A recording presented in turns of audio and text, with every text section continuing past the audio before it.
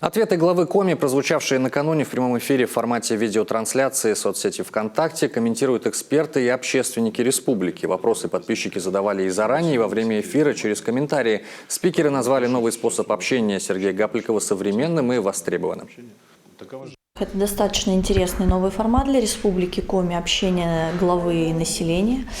Да, впервые Республика Коми опробовала трансляцию через социальные сети. Я думаю, что таких вещей, наверное, мало кто из губернаторов делает. Это говорит об открытости власти, да, о желании понять все проблемы, которые волнуют население. Много вопросов жители задавали по сфере ЖКХ. Общественники готовы помочь контролем за выполнением поручений главы. Один из важных вопросов, который был затронут на этой прямой линии, это цифровизация села. На международном уровне в части сельского хозяйства, цифровизация сельского хозяйства тоже этому уделяется большое внимание. И очень важно, что наш регион также занимается этими вопросами и довольно успешно. Я как молодая девушка, то мне, конечно же, интересен вопрос по рождению детей, выплаты материальных поощрений по выплате первенца и третьего ребенка.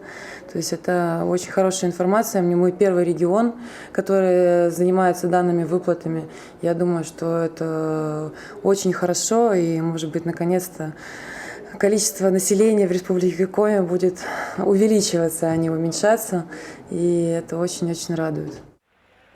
Важно, по словам общественников, что глава озадачены проблемой переселения из ветхого и аварийного жилья. Расселение через федеральную программу идет медленно.